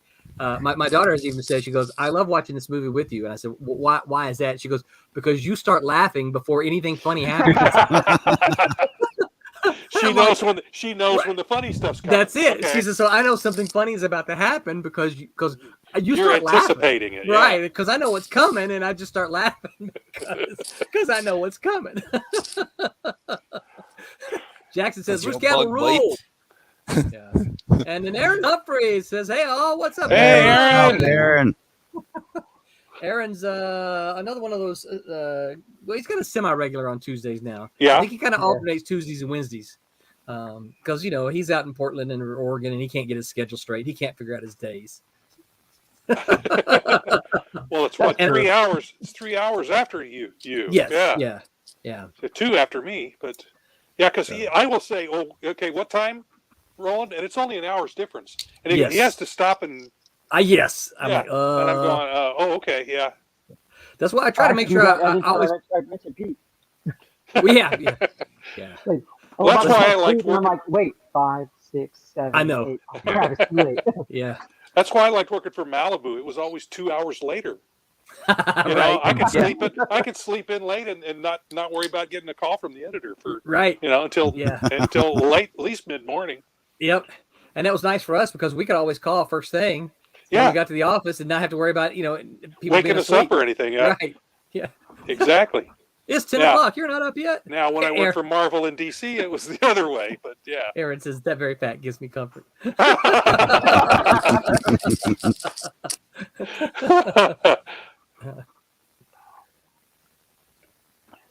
Well, what else? Other kind of post Thanksgiving traditions? Maybe not even traditions. Just anybody big football watchers? No.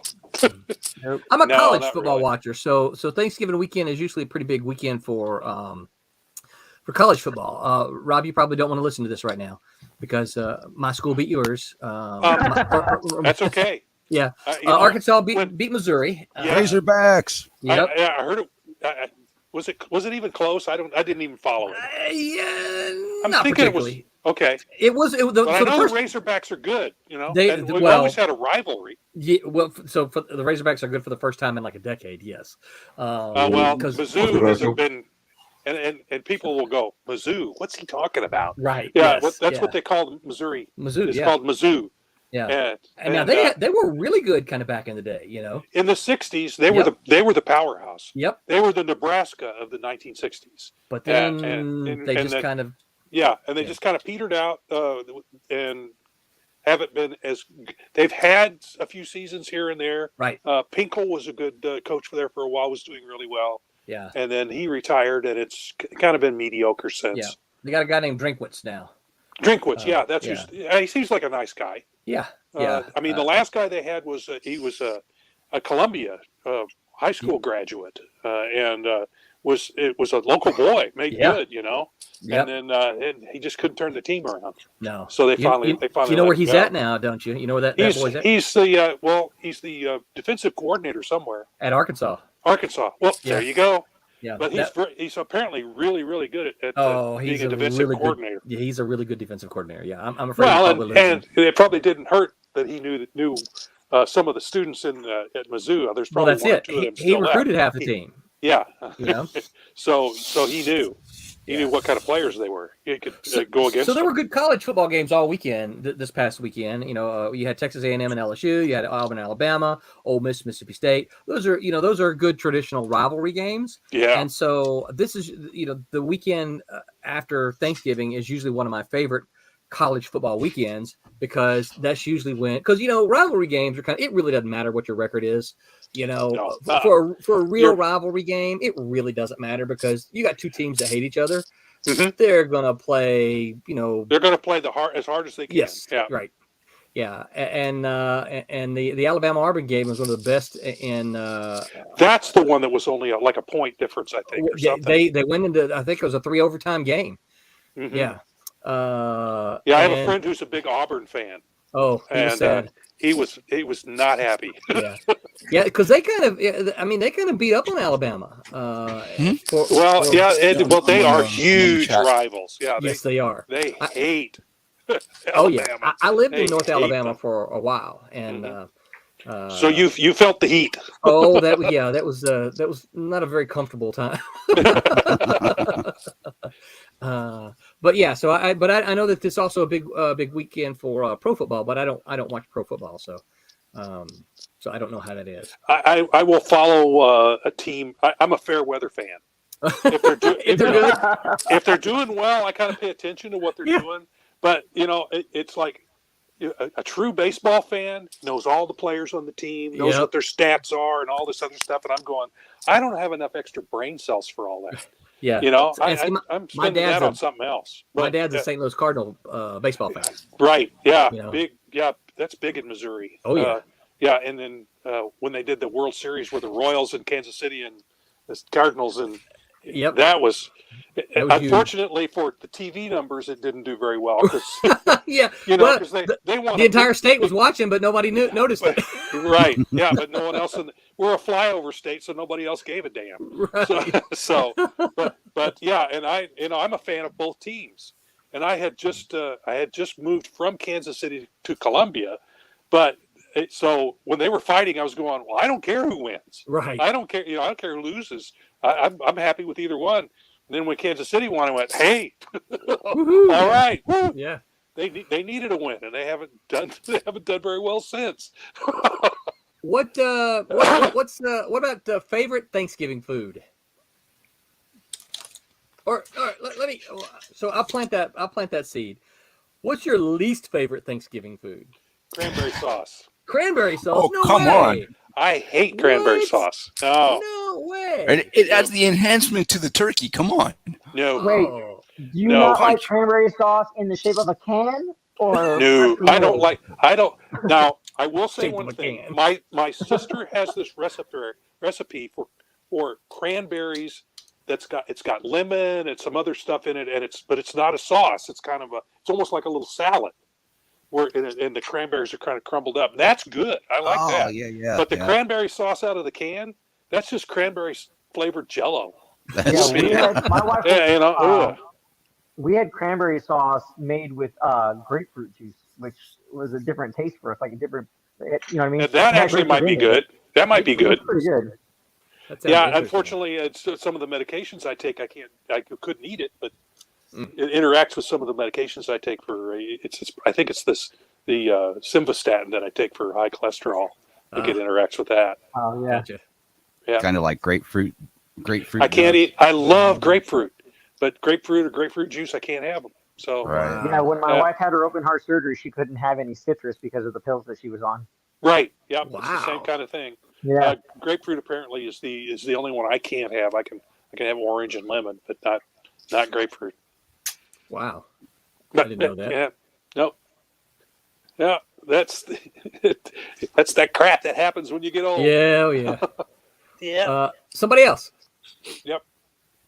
What we don't like? What Yeah. you don't like? Man, anything cheesecakey.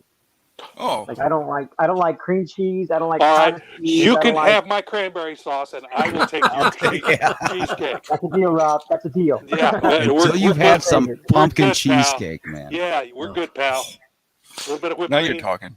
See, for me, it's sweet potato. I don't like okay. sweet potato stuff. More for me. I know, right? Yeah, I don't like that either. My wife makes it with like the sweet potato all mixed up and whatnot with a pineapple and a marshmallow on top. Like I don't know if that's a normal thing, but Yeah. Yeah, I'm the only one in my house that likes it, but I eat sweet potatoes. And when someone tries to tell you that sweet potato pie and pumpkin pie are the same thing, I say No. Obviously, have never had either. They're the same Me, color. you're saying they're the same thing? What? They're the same color. No. That's I about know you the Americans got an obsession with pumpkin this and pumpkin that. It's not to be eaten. It's just to be carved. Or painted, yeah. Actually, pumpkin seeds are pretty good. Yeah, they are. or throwing at people from the back of a horse. Yeah. Yeah, no, so pumpkin seeds are a lot like sunflower seeds. They're very, they're, except of course they're bigger, but they taste a lot very similar. Yeah, I like them. Yeah. Oh, I do too. Like they perhaps say a lot in of this has Dune, to- the pumpkin spice must flow. Yes. Yeah, all this other crap with pumpkin spice in it can go. Yeah, I I like pumpkin pie a lot, but all that other yeah, stuff. that other stuff. No thanks. Cappuccino. Yeah. I mean, no thanks. Like my father-in-law, when I first came into the family, got me turned on to mincemeat pie. Oh, Yeah, really? that's- See, yeah, I've never That's had not any of that. too bad. It's just that's too sweet for me. I just can't. Yeah, You mean I'm mince done fighting. pies? I'm done. You mean mince What was that, pies? Vince? Yeah, Mincemeat pie, yeah. mincemeat pie. Yeah. Mince pies. Okay, That's a meat. that may be Yes. may be the Yes. English version of that mince pie, I guess. I've never had it. Horrible. It's too sweet for me. Horrible. Then you can't right up do there with haggis. Pecan pie or pecan pie, as some people call it. That's Oh good. yeah, that's nice. That is That's just my what I was going to all-time ask you. favorite. You said if it was too sweet, I was going to ask about pecan pie because that's It's practically too sweet for me sugar. too. Yeah, I man. don't care much for that either. I'll pick the pecans off, but not. I am willing to make the diabetic a sacrifice for that day. Well, and there's probably a diabetic recipe for that because my older sister, God rest her soul, she was diabetic and she actually wrote a cookbook, and I think she had a mince pie recipe in there. I'll see if I've got that, but they do have recipes for that kind of thing. What about Danish pie? Oh, Danish pie? Yeah. Never. The Danes ate pie? Danish pie. Or do you just mean a Danish? Shoot, What what is give us in that? Danish? Well, that would be A Danish is a donut, or it's like a Right. No. Yeah, with a little bit of a lemon in the middle, lemon yeah, inserted in. sauce. It's It's a soft scone, Pete. Something like donut. It's a donut. Well, yeah, but I mean, Europe doesn't do donuts, or do you? Donut. I don't eat them. But Yeah. No, What, but donuts? You don't eat donuts? It's not like you guys. It's a pastry. Did you just say you don't eat donuts? Oh, not really. I mean, Really? if someone comes along and said, "Hey, do you want a donut?" I go, "Yeah, go on then." But you guys have donut shops. Yes. Yeah. Have you never been to Krispy Kreme? Yep. Yeah, It's we've got not. Krispy Kremes over here now, but I don't. Oh, Pete, they you need don't to get go sold in in and have a. supermarkets. All right, what do they have? What does Nah. You Krispy need to Kreme go in and have have? a cream It's filled pure sugar. chocolate cream. Yeah, it is pure sugar. You need to go. You need to get you a I was going to chocolate. say, there's got to be some cream-filled cocaine donut. in there too. And now- Because they're addicted. No, They gotta have cocaine or something in them. yeah. My lord. Up here in Canada, though, we got Tim Hortons, and it's on every Oh, street Timmy's. corner. So yeah, it's a national institution up here. So Well, we're we've lucky. We got donuts one up like the about. wazoo. Oh, I'm sorry. Go ahead. Yeah, no, I'm just saying we've got donuts up the wazoo up here. So because Tim Hortons is everywhere. Tim I'll Hortons. say you've even Okay. made your way down here. I've got one about 15 minutes away. Okay, Get so some there you go. Timbits and a double. Yep. Do you guys know what a double is? I do. So it's 2 cream, 2 sugar. Double. Okay, Okay. I makes have a sense. question. Timbits are basically what we call donut holes here. That's Oh, correct. I know what a Oh. donut hole is. Yeah. Oh, I love those. Yeah. Yeah. I We think call I've them got some in Timbits. the refrigerator right now. Jose has a question. Yeah, Okay. Martin. What's a loony and a toonie? A loonie is $1. A toonie is $2. Okay, thank you. I love that. Yeah. Yeah, And they so- are so- coinage, right?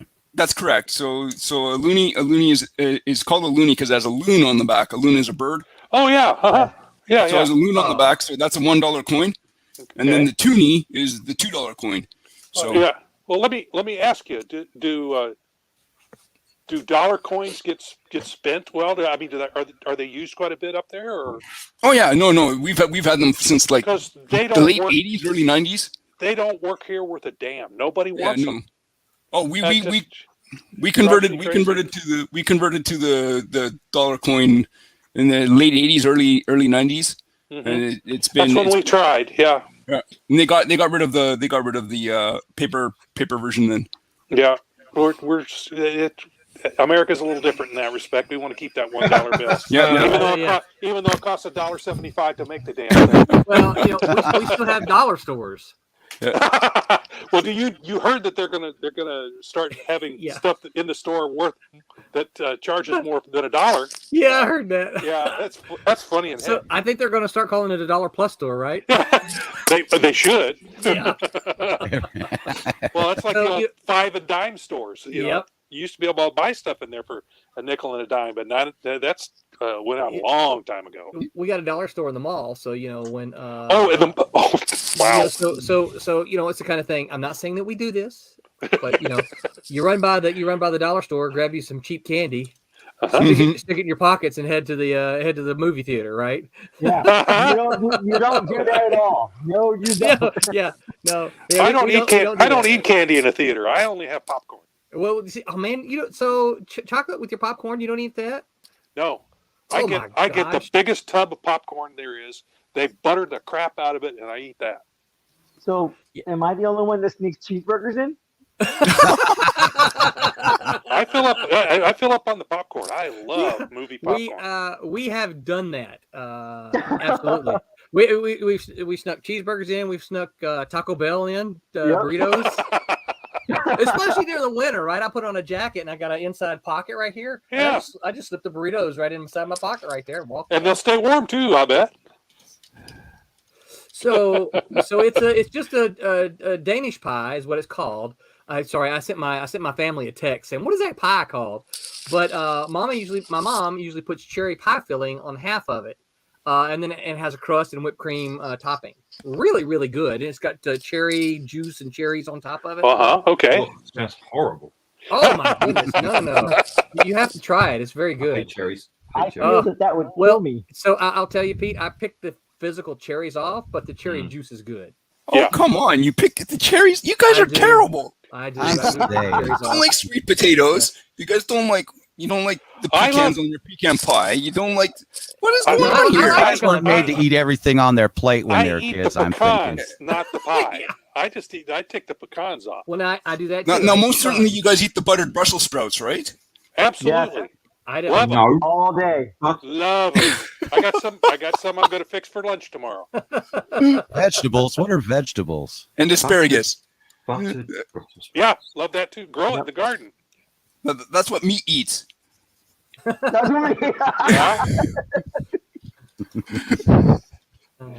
What about oh shoot. Oh, anybody ever had oyster dressing?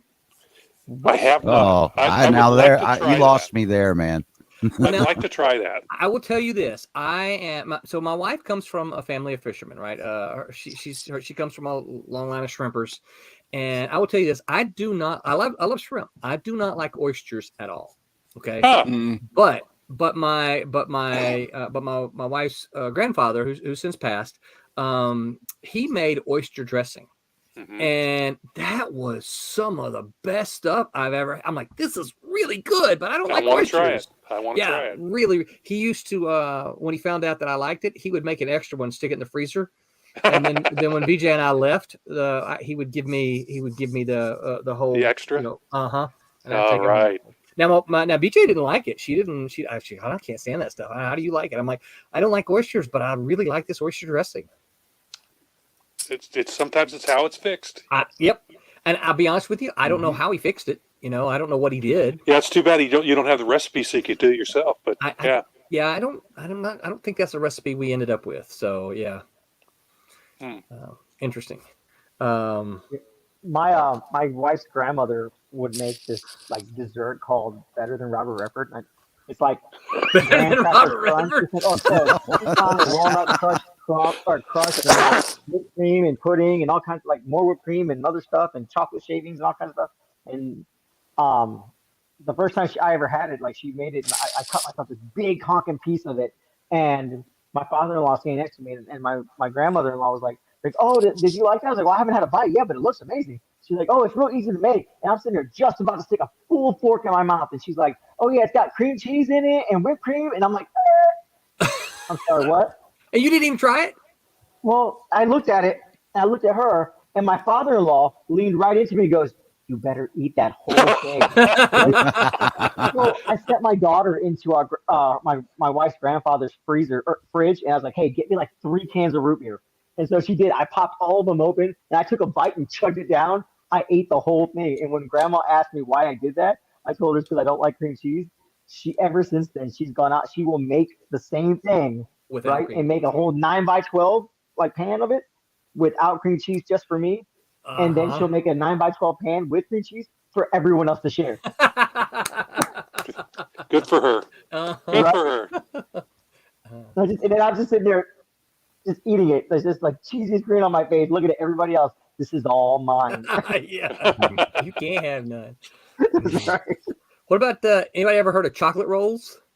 Nope. Chocolate rolls. Just chocolate rolls. Mm-hmm. Is that sponge? Does that have chocolate in it? Yeah, it does have chocolate in it. Is it like biscuits? No, yeah. Like a dinner roll? Like a dinner roll? Kind of, yeah. Okay. So it's more like a burrito. Oh, really? Okay. Yeah. So it's a roll. It's like a flour. Yeah. It's like a tortilla, flour tortilla kind of thing. And then my mom makes this, right? And then she just puts all kind of chocolate on it. And I don't know exactly what it is, but it's a chocolate mixture. It may even be like chocolate batter that you put it like in a cake, whatever, but it doesn't come up cakey though. But but then she just rolls it up and man, it is so good. Is that kind of like on a crepe? No, it's more like it's probably sounds like it's thicker than a crepe. Yeah, more like a tortilla. So what are you wrapping? What are you wrapping it with?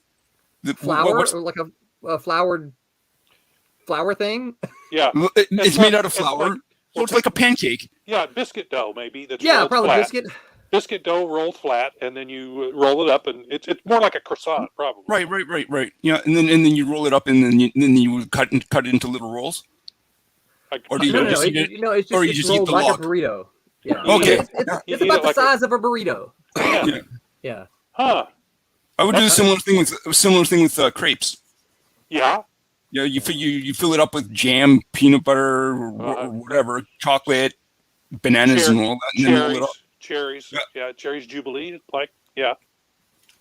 That would be good. A jammy Dodger. Or cream cheese. Yeah. Well, I'm glad I ate dinner before we started this show. I'd be excusing myself right about now. Right. Yeah. See if I can. I've sent my family another message. Of course, my dad can't stand the chocolate rolls. Okay, so I send the whole family a message and says, "Hey, what are the chocolate rolls made of out exactly?" My dad's answer: chocolate. Thanks, Dad. Thanks, Dad. He can't stand them. He can't stand those things. In fact, every year he tells my mom, he says, "Don't make those. Make something else that everybody likes." And of course, she's like, "Well, everybody likes them, but you." Okay. Yeah. All right. So what else? Any other overrated foods? Nothing's worse than cranberry sauce. Yeah, I don't know. I gotta have cranberry sauce with my turkey. I get why. I will eat it if when my mother was still alive, she would put it out, and I would put a little piece of it on my plate and eat it. But I never cared for it. Mm. So now, why would you eat it? Because your mom? Well, she would. If I didn't, she would push it on me. Oh. So I would always I would put on my plate what I could stand. And it was like a little tiny wedge of it. I'd put that on my plate, and then she would leave me alone. We tell our kids they have to have 3 bites, even if it's something that they want to put their nose up before they even try it. 3 bites. That's all you're allowed to do. Well, with my kids, you try 1 bite. If you try it, you might like it. If you don't like it, we'll never push it on you again. Well, that's why we say 3 bites, because the first bite they're going to stick their nose up at anyway, right? Because they're anticipating not liking it. Yeah, my kids were fine. We're fine with it. Okay. They found foods they like that way. So here's the answer from my mom for the chocolate rolls. Okay. She says roll out pie crust thin. Oh, pie crust. Okay. Spread the mixture of cocoa, milk, and sugar, and then roll it into the roll.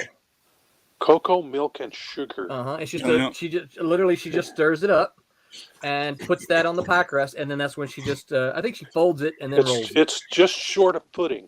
If you put an egg in it, it would be pudding. Yeah, it's really very good. Except my dad does not like it, but the rest of us do. Yeah. Well, I'm not a big chocolate fan myself, so I'm with your dad. I probably wouldn't care for it either, but I definitely wouldn't turn my nose up at it. I would take a little slice of it and try it. It might not be bad. Yeah. Well, yeah, and that's kind of I will say this about all this stuff we're talking about. That's always kind of been my philosophy. It's like, you know what, I will try anything one time with an open mind. I may not like it, but I'm willing to try it. So I said, thanks, Mom. My dad said, what about me? You weren't much help, Dad. Well, I'm sure she fixes stuff he likes. Oh, all the time, absolutely. So get over yourself. Right. Yeah. I mean, because they make a plenty of stuff that I don't care for, and I go, hey, that's just more for you. Cool. It'll be more. You guys can share that, and I'll eat the other stuff. My dad, he loves. My sister makes some sugar-free banana pudding, and and he really likes that. So usually what happens is he'll get the first bowl, and then he'll hide it.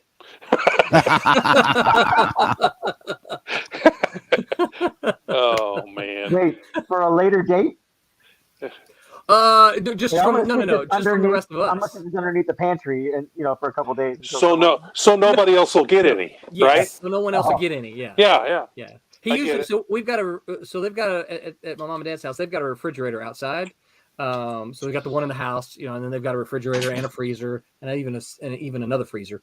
And so usually what he'll do is Mom usually keeps the banana pudding there in the house. Mm-hmm. So when Dad gets it, he'll take it and he'll take it out to the outside refrigerator and put everything in front of it, right? So if you open up the refrigerator, he's hiding it. He is hiding it. He is hiding it. That's what. Yeah. Literally. Oh man! So the rest of us won't see it, and we'll eat something else. He told me once before. He said, "Yeah." He goes, "As long as they're chocolate rolls, you can't have any but this banana pudding."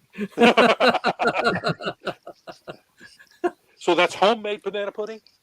Mm. It's not a mix. It's actually homemade or from scratch. I don't know the answer to that. My sister makes it, but I know it's sugar free. Yeah, so, they make a sugar free mix. It's not bad. No, it's not as good as like it's got a little bit of sugar banana pudding. It's got a different aftertaste. Sugar's got one aftertaste, and the sugar substitutes have another. But probably like aspartame or something like that. Yeah, well, I don't know that they use aspartame so much. One of those kind of things. That was hooked to cancer causing agents. Yes. Oh, I thought that was saccharin. That's saccharin too. So Splenda is probably the go-to thing. I know that my family uses a lot of Splenda. And it bakes, so Splenda will bake. Yeah. Whereas some of the other substitutes, if you put them in an oven, they'll turn into toxic crap. I don't know, but they don't cook. So, but Splenda I think is based on sugar, isn't it? Okay, yeah, Splenda. That's what I was thinking of. Yeah. Splenda or stevia? Stevia, yeah. Stevia is similar. It's a different. It's different, but stevia can also be baked. I'll say, you can cook with stevia because my wife made cookies with it. Yep, exactly. Yeah. Yep, same thing with Splenda. Yeah. Like I said, I'm glad I ate before we did. I know, right? She makes cookies for me, but Yeah, we had turkey leftovers for lunch. Yep. Yeah, love the leftovers, man. Oh yeah, I do too. Yeah, a good turkey sandwich a week later. Yep. Yeah, exactly. Yeah. And ham. I love the ham sandwiches. Yeah. So Pete. Oh, hello. now that we have gorged ourselves on our holiday. So is there anything remotely like Thanksgiving on your island? No. Nothing at all? No, you're not thankful for anything. You should be thanking us. Well, true. We're just like, when we're going to eat a bunch of stuff, we just eat a bunch of stuff. We don't save it for a particular day. Yeah, no. Weekend went by as all weekends do. No different. No, we don't have a Thanksgiving. There's no happy pint day? No, it's usually Friday evenings. Yeah, do you have Boxing Day there? Yes, we have Boxing Day after Christmas. Yeah. Yes. So I mentioned before, I'm not entirely sure why it's called Boxing Day. There are many theories. You were supposed to be the one to explain that to me, and you never did. No, I don't know. No one knows. No one knows. No one knows. It's just a thing we do. So what happens on Boxing Day? Yeah, that's what I want to know. Yeah, shopping. I'm afraid now the sales start Boxing Day, so everyone goes shopping. I don't, but you just withdraw. It's I guess it's like the leftover day of anyone else's Christmas or Thanksgiving. Well, I was thinking it had something to do with boxing up with some of the stuff that you had gotten for Christmas and taking it back. Taking it back. That's what I heard. That's what I figured. Version of it. One theory is it's the day you throw all the boxes out from Christmas and you box everything up. Yeah. Right. Yeah. My nan had a theory that there used to be boxing on television. True. The day after, she thought that's why it's called Boxing Day. Although that could be too. Yeah, that all makes sense. So wait, even your nan doesn't know what it's about. What's what? Even your nan doesn't know what it's about. Well, she had that's what she thought it was. I'm not entirely sure that's true. Oh, I think Reliant K has a song called Boxing Day, don't they? The Who? Reliant K? No, not the Who. Reliant K. No. Not the Who. I don't remember the Who singing that one. Boxing Day, take your boxes. Well, according to the BBC, the name comes from a time when the rich used to box up gifts to give to the poor. Oh, poor. Is that where that came from? Did you just Boxing Day was traditionally a day off for servants in the day when they received a special Christmas box from their masters. That's where things started going wrong. So I wasn't too far off. They boxed up the extra gifts. Yeah. And regifted. Regifted, yeah. It should be called regifting day. True. So Pete, what holidays do you have that we don't have? Because we got most of our holidays from you anyway, except for July 4th and Thanksgiving. Well, we indirectly got that from them. Yeah. How's that working out for you, me? Well, and I sympathize because my great great grandfather was a Tory, so the Patriots ran his butt out of the country, and he had to go to Canada for a while. Our family went to Canada for a couple of generations. What holidays do we have? You don't? I don't know actually. I don't think there are many. I can think of anything associated with the monarchy. No. There's Okay. not a King's Day, Queen's Day. Yeah. Royals Day. No. No. Every day is a day for the Royals. Yeah, there is that. I don't know. It's not a holiday. We have obviously the 5th of November, Guy Fawkes. Yeah, I was going to say Guy Fawkes Day, right? Yeah. It's not a holiday. No, but it's quote unquote celebrated. So yes, celebrated, or we burn effigies. Yeah, but you don't get off work in your face, No. Guy Fawkes. Okay. We have bank holidays. They call them bank holidays dotted throughout the year. Okay. So traditionally, it's a day where the banks would close and have a day off. It's now just a day off for everybody, except if you work in a shop or supermarket. That's it's a shopping day. So yeah. Yeah. No, not really. Not really. Mm. You have Labor Day. We don't have anything like that. Do you guys have Veterans Day? No. Do you guys do don't like anybody. Nothing. Don't have Armistice Day. We do Remembrance Day in Canada. Remembrance Day, yeah. Okay. Remembrance Sunday we have, so Sunday. 11th of October. Yeah, 11th It's Sunday, so you don't get a holiday, right? No, it's a day off anyway. Yeah, it's a weekend. No, I mean, what we do have, obviously, the bank holiday. We have lots of bank holidays dotted throughout the year. Say lots. Okay, we don't. Yeah, we don't have that. Yeah. Yeah. Well, because it's our bank's closed on the holidays anyway, right? Right. So yeah. Yeah. So you don't have Norman Conquest Day, 1066, and I've not been celebrating 1066 for 1,000 years now. Oh man! I remember this one. This goes back several years. Someone was saying something, and they were talking about ages of nations, and they're talking about how young the United States is as a nation. And then it's like the England was like 900 years. Like holy crap, that's a long time. Well, we were battling the Vikings in 800 AD. So yeah. Then the Norman Conquest 1066. The English monarchy was French for hundreds of years. They spoke French. They only spoke French. Yep. It was actually, I'm trying to think, it was Edward I was the first king to be given an English name, Edward. Up until then, it was Henri's and other French-sounding names. Huh. And they didn't speak English, but Edward I was the first English. And he was a great monarch. He was really good. Longshanks. Oh, yeah, yeah. Pete, I know you've watched Blackadder, right? Yes, of course. Yeah. I got one of my favorite clips is when the French are at Waterloo. Oh, yes. That's great. If you haven't watched it, you should watch Blackadder. It's magnificent. Oh yeah, I like Blackadder. I've been watching it with my son, so it's very funny. Of course, Brian Blessed is on there, so that's the first season. Okay, it's from the second season onwards. Rick Mayo makes an appearance, so he's great from the young ones. Yep. I absolutely love the young ones. Have you seen the episode? It is the second season with Queen Elizabeth, and Blackadder's meant to be getting married to Bob, and Flashart's his best man. Bursts in at the end. So none of that was scripted. Where he kicks the door down. Really? The door doesn't bend because it's not meant to be kicked down like that. It's sort of folds in the middle. And they say if you look at Rowan Atkinson's face while he's doing this, he doesn't know what to do. He just got off the script completely. Brilliant. Oh wow! He just sort of stands back and lets him do his thing because he's like, "This is not what was written." Yeah.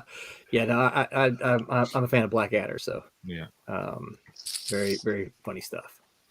All right. Well, my clock, as much as fun as we're having, my clock says 9:57, so we should probably wrap this up. Thank all you guys for joining us. We'll right around the. Let me pop up the Kickstarter one more time before we run around the clock here, and tell folks where they can find you. Share screen. Share my Kickstarter window, which is this one right here. So as you guys can see, we have reached full funding at 2513. We are going to. So thank you all for your support. That's cool. You know how this goes. We're gonna come up with some stretch goals, and we're gonna spend the last week chasing some stretch goals. I've already reached out to R.A. Jones to see if I can't get possibly another one of his novels that we can use as a stretch goal. Okay. The last couple of for Twilight Grimm 1 and 2, we had novels from RA. So we'll see if we can't get another one of those in a series and make that available as a stretch goal. And we'll see what else we can come up with for stretch goals. I'm sure we put our heads together, we can come up with something nifty, and we're just going to keep pushing this to new heights. See if we can't get some fun stuff. So you guys, if you have pledged, thank you so very much. If you haven't pledged, what are you waiting on? Go ahead and make that pledge. If you can't pledge, we totally understand. You can share though. So we ask that you do share this around. Share this to your friends who like comic books. Share this to your family that likes comic books. The other thing is, consider this. You could consider giving this as a Christmas present. Now, it won't be shipped in time for Christmas, but it won't miss it by far. This will ship early January, so you can always print out a little picture from the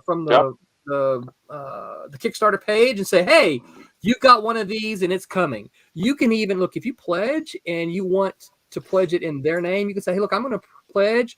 But in the thank you page, I'm going to put my friend's name on it. You can do that, and we can ship it to them. Not a problem at all. So, Rob, you.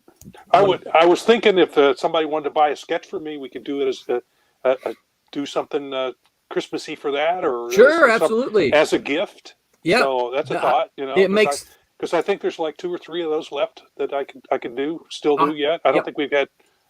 Maybe one but I think we've got 2. I think 2 of them are gone. Yeah. Okay, so there's 2 left. There's 2 left. So if you want to do something special for a friend as a gift, we could do that for you. That's a fantastic idea. Yeah, I mean either me or the other Jackson. artist. Yep. Yeah, Jackson could do it for you too. I think he's probably still got some of those left. Yep, so that's something you could do.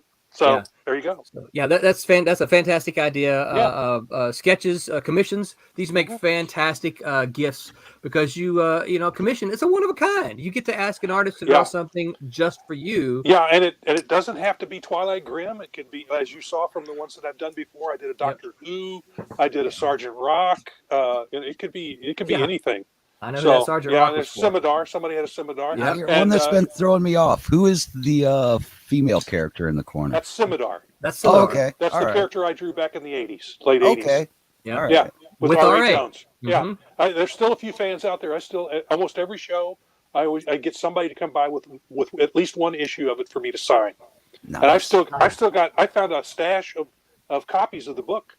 What? I still have some of them in my stash. Yeah, I had them in a box shoved back behind some other stuff and found them. So I've actually got Scimitar issues I could sell from back in the 80s. Nice. Yeah, and some of them are still in the bags. So, wow. Well, very cool. They had nudie covers on them, and we put a paper cover around the outside of it so they could put it on the shelf and put it in a plastic bag. I still got. There's some of them are still in that plastic bag. Wow. Yeah, so it's weird. You clean out the studio, you go, wow, I didn't know I still had that. Right. Yeah. Yeah. And the mice haven't gotten to it. That happens when you move too. When you move, what's this box? I have told my wife if we move again, we're burning the house down and starting over. We got too much. We're old and we got too much stuff. We're starting to get rid of stuff now. And books and comics are heavy. Oh God, yeah. The moving guys hate them. Yes. Comic book boxes. Yeah. Long boxes. I've shifted since I've gotten older. I've shifted from long boxes to short boxes. Yeah, because they're easier to move. Yeah, yep. All right, Rob. Well, thank you for joining us. Tell folks where they can find you on the internet. Well, you can find me at robmdavis.com. And that has links to a bunch of other stuff that I do. And I haven't updated that page in a long time. It's got some of the history, but the stuff I'm doing with Airship 27, the books and stuff that Ron? the catalog for that is at airship27hangar.com, and that's Cool. got a listing of everything. As soon as we put out a new book, that goes right on the website. It's got the opening page tells where Ron and I are going to be in conventions, that kind of thing. So very cool. So you can find out that information there, and then that one will take you over to the catalog page. We need to get all of our Silverline creators to answer an email that will do the same thing. Oh right, Find out yeah. so we can promote where everybody's going to be. Yeah, it's so. A lot Have of you fun. talked to Ron lately? I got an email from him earlier today. So through the Thanksgiving holiday, we're both busy with family stuff. But he's doing a book with you. Yes, yes, yeah. We got something. But okay, that's all I'm going to say. I didn't say what it was. No. But he's been pushing one, so yeah. It's kind of exciting. It happened pretty quick. So funny it did. because because my wife always tells me, she goes, you got to stop taking on new projects, and I'm like, so I walked in the other day and I said, so I just got a virtual handshake for a new book. She said, what? And I was like, yeah. And I started explaining it to her. And she goes, well, it's hard to say no to that. I'm like, yes, it is. Yeah. That's Ron knows how to sell. Yeah. So, and I've known Ron for years, and I think Ron's a good writer, good guy. So, and he'll promote, so. He's very good at that too. Yeah, that's Airship 27 is that is his baby, and I make it happen. It's his idea, but I make it happen. That's why he's the captain, and I'm the chief engineer. I make it happen. There you go. Yeah. So, also Phil is the other one who is involved with our ongoing Kickstarter.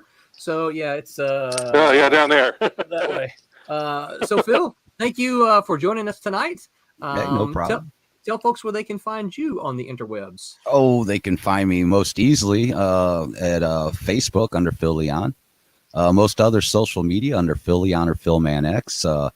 If you do a quick Google search, put Phil Leon in comics or comic art, you'll find me real easy. I'm trying to do a regular stream again, the Zenden over on, I usually post that on my page and on Twitch and YouTube, which any of you guys are always invited over to. It's laid back. We sit there and draw. We talk about pop culture, and Pink Floyd. And Pink Floyd, well, anything that comes hard telling over there. Sometimes I gotta get out the cattle prod. My crew, my circus crew over there. Sometimes it pops in and hangs out, but it's always a fun time, Yeah, it's one of the things that I think I know Tommy and I have talked a lot about it. Is that one of the things we like about these streams is it feels a little bit like you're kind of in a studio, kind of a virtual studio. So like a jam session. Yep. Yeah. Very much so. Yep. Jose, tell now you'll be streaming this Tuesday with the Tuesday show. That's right. So and hopefully Quentin, if Quentin's feeling better. Yeah, that's right. Yeah, hopefully he's feeling better. Fingers crossed for him. Right. And then what are you guys talking about this Tuesday? Do you know? You know what? No, Tim doesn't ever tell us. I think he on purpose doesn't tell us until like a few hours before, so that we get to scramble to look things up. Yeah. So one of the things that I've discovered about StreamYard that you can do, and I know Phil probably told me this some weeks back, is you can actually schedule a stream, and what it'll do is it will post it on Facebook and say, hey, there's a stream scheduled, and here's the topic, and it kind of keeps it up there until you actually go live. I've tried to get Tim to do that as a way to kind of promote that you guys are going to go live and talk, because this stream here has been up for a week. That on Facebook that said, hey, Silverline plans to go live talking about turkey and chill or whatever I call it. I forget what I called it now, but yeah, it's been up there for a week. So they've been adding new bells and whistles. I think Tim likes to see a squirm. There's a new one, just like when I signed on tonight. There was a new one when I went to share. There's a new one that says slides. Yeah, so I'm thinking it might be a new image thing, and that'll be great. I'll dig that one, man. I'll have to dig around in there and see what's up with it. I saw that email just before coming on, and what it says you can do instead of what the email said. Like I said, I skimmed it. Instead of sharing a screen, you can create slides, and you can actually share a slideshow. Like I've seen some of those. Yeah. I've seen that's people gonna make have already things posted easier. some of those. Yeah. So I didn't create a slideshow in the 5 minutes before I saw that email and came online. Jose, where can folks find you online on the interwebs? Mostly on Facebook, under Jose A. Fuentes Art, and Instagram as well. Excellent. Like, other than that, I pretty much stay away from everything else. Yeah, I'm finding Facebook not so much fun anymore, but there's ways around it. Just some settings and some tweaks, and you'll be good to go. I used to be that way, but you find a few of those settings and stay away from the regular news feed, you'll be fine. Oh my goodness! Yeah, there's problems with all of them. I can contact my mom. I have some friends that's the only way I contact them. Yeah. Well, that's same here. It's like I got a lot of folks that I only communicate through. That's why I haven't left it completely, because there are days I go, oh, what a bunch of Okay, you're right. Good. And for the first time joining us, Martin Mertonen. Thanks for dropping in, Martin. Hopefully, we'll see you more regular, right? Sure. If I'm around, I will try to drop in. I was going to say, I know I've invited you because you're in. What time zone are you in? I'm in the same time zone as you. Oh, okay. I'm straight north. Okay. Yeah. So I'm in Canada. I know I tried to get you to join the first several messages I sent you. I said, hey, we need some bodies on Tuesday. So, but that's a little late for you, I guess. So, no, well, I'm in the same time zone as you. So, So, essentially, if I went straight south, I'd hit you. Yeah. Well, and that's impressive since Florida is a peninsula. So, Yep. Thomas Flormonti says, good show, guys. Thank you, Tommy. Hope you get to feeling better. Martin, where can folks find you on the interwebs?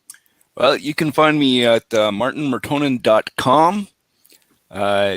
You can see some of my artwork there. And I also have a out-of-date site called ihorus.com. That just shows you a reflection of what I've done in the past. Very cool. Very cool. And Pete, who did not celebrate Thanksgiving. No Thanksgiving for me. That's okay. We ate your shares. Absolutely. I had mine a month ago. Pete, where can folks find you on the interwebs? On the Google, you type in Peter Clinton Art, and there I will be.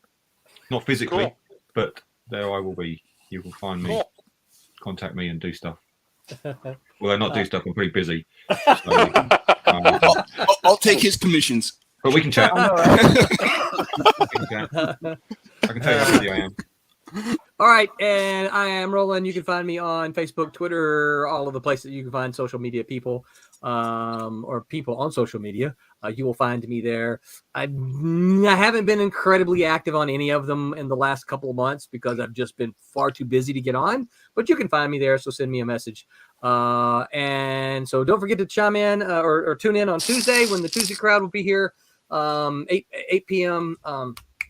That's 11 p.m. Eastern time, 8 p.m. on the West Coast. And then Wednesday Wham will be here same time as we are, 8 p.m. Eastern time. I think I'm going to try and show up for that. I think you were wanting me to come by for that. Yeah, so I'd love you and Phil if you can to show up. I'll see if I can. Night? Wednesday night. Wednesday. What time? 8 p.m. Eastern time. Okay, 8 p.m. All right.